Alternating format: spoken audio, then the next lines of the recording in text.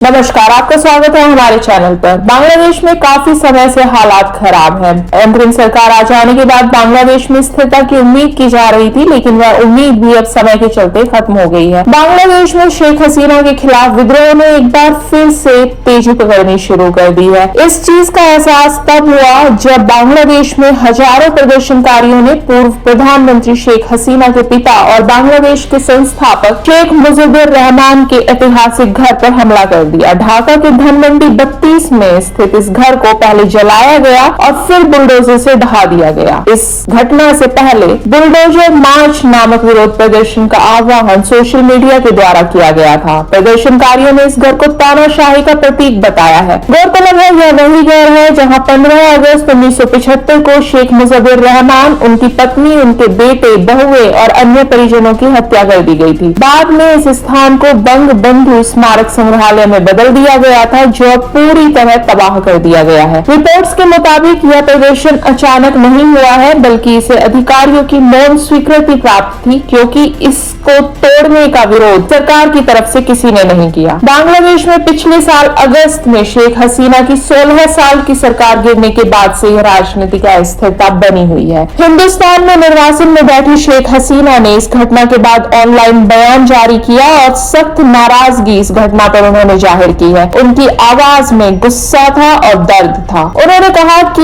ये लोग एक घर से क्यों डर रहे हैं। उन्होंने कहा कि ये मकान सिर्फ ईंट और पत्थर का नहीं था, ये मेरे पिता की यादें थी और बांग्लादेश की तारीख थी। पहले इस घर को जलाया गया और अब इसे हमेशा के लिए मिटा दिया गया। क्या मैंने इस देश के लिए कुछ नहीं किया? साथ ही उन्होंने कहा कि मेरे और मेरी बहन के पास बस एक यही निशानी थी और इसे भी छीन लिया गया। मैं आज आवाम से पूछना चाहती हूँ कि ये साजिश किसकी है? शेख हसीना ने कहा कि उन्हें इंसाफ चाहिए। शेख हसीना ने याद दिलाया कि उनके पिता ने बांग्लादेश को आजादी दिलाई थी और धनमंडी 32 की इमारत सिर्फ उनका घर नहीं बल्कि बांग्लादेश के संघर्ष की पहचान थी। ये लोग एक इमारत गिरा सकते हैं, मगर क्या तारीख मिटा सकते हैं? तारीख अपना इंतकाम खुद लेती है। जो लोग हमारे गुजरे हुए वक्त को मिटाने की कोशिश कर रहे हैं, वो खुद एक दिन मिट जाएंगे। अपने बयानों में हसीना ने सीधे सीधे मोहम्मद यूनुस की अंतरिम सरकार पर हमला बोला। उन्होंने कहा कि ये सब उनकी साजिश के तहत किया गया है। उन्होंने इल्जाम लगाया कि ये तमाम प्रदर्शन और एंटी आवामी लीग मुहिम एक साजिश का हिस्सा है। उन्होंने कहा कि यह कोई मामूली विरोध नहीं था, ये सोची समझी चाल थी ताकि मेरे पिता की विरासत को मिटाया जा सके। मोहम्मद यूनुस का मंसूबा सिर्फ एक इमारत ढहाने का नहीं बल्कि मुझे और मेरी बहन को हमेशा के लिए खत्म करने का था। उन्होंने यूनुस पर आर्थिक भ्रष्टाचार का इल्जाम लगाया। हसीना ने कहा कि जब वो प्रधानमंत्री थी तब उन्होंने यूनुस के ग्रामीण बैंक के लिए 400 करोड़ टका दिए थे, मगर वो पैसा किसी और ही मकसद में लगा दिया गया। शेख हसीना ने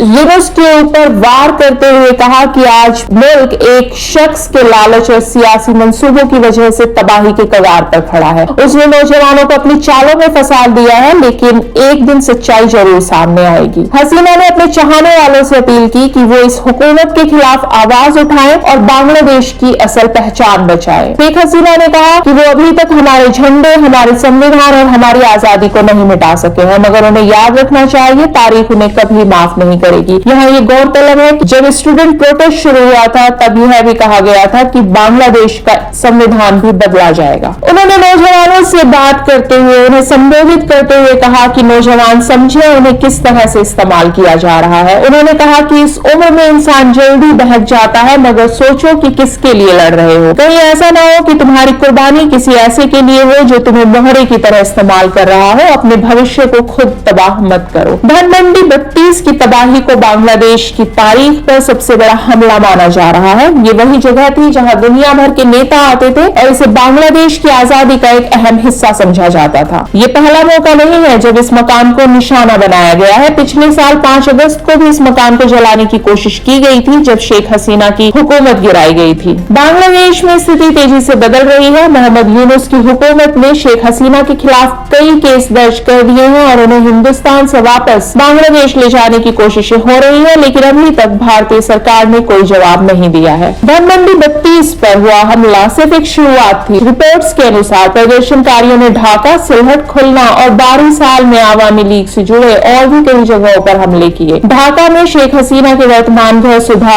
सदन को आग के हवाले कर दिया गया। सिलहट में बंग बंधु की प्रतिमा को बुलडोजर से तोड़ा गया। खुलना में हसीना के चचेरे भाई भाइयों के घर हमला हुआ और 22 साल में आवामी लीग के वरिष्ठ नेताओं के घरों को गिराया गया। शेख मुजीब का यह घर 1961 में बना था और यहीं से उन्होंने पाकिस्तान के खिलाफ आजादी की लड़ाई लड़ी थी। 1970 के चुनावों में उन्होंने पूर्वी पाकिस्तान, जो अब बांग्लादेश है, उसमें भारी जीत दर्ज की, लेकिन पाकिस्तान सरकार ने सत्ता हस्तांतरण से इनकार कर दिया था। यही 1971 के बांग्लादेश मुक्ति संग्राम का कारण बना था। आज वही धनमंडी 32 फिर से राजनीतिक संघर्ष का केंद्र बन गया है, लेकिन इस बार निशाने पर खुद शेख मुजीबुर रहमान की विरासत है। शेख हसीना ने आखिर में अपने भाषण में कहा कि मुझे मारने की कोशिश पहले भी हुई थी, मगर अल्लाह ने मुझे हर बार बचाया। अगर मैं आज भी जिंदा हूं तो शायद मेरे पास अभी कुछ काम बाकी है। ये लोग मेरे घर को जला सकते हैं मगर मेरी रूह को नहीं। बांग्लादेश फिर उठेगा। बांग्लादेश में इस वक्त राजनीतिक अस्थिरता चरम पर पहुंच गई है। शेख हसीना की पार्टी आवामी लीग ने 18 फरवरी को देशव्यापी हड़ताल का ऐलान कर दिया है। दूसरी तरफ वर्तमान अंतरिम सरकार ने हसीना को भारत से प्रत्यर्पित करने की मांग की है, लेकिन भारत सरकार ने कोई आधिकारिक प्रतिक्रिया अभी तक नहीं दी है। यह साफ है कि बांग्लादेश एक नए राजनीतिक अध्याय की तरफ बढ़ रहा है, लेकिन यह अध्याय हिंसा, अस्थिरता और अराजकता से भरा हुआ नजर आ रहा है। बांग्लादेश खबर में फिलहाल इतना ही। बाकी की खबरों के लिए जुड़े रहिए हमारे साथ।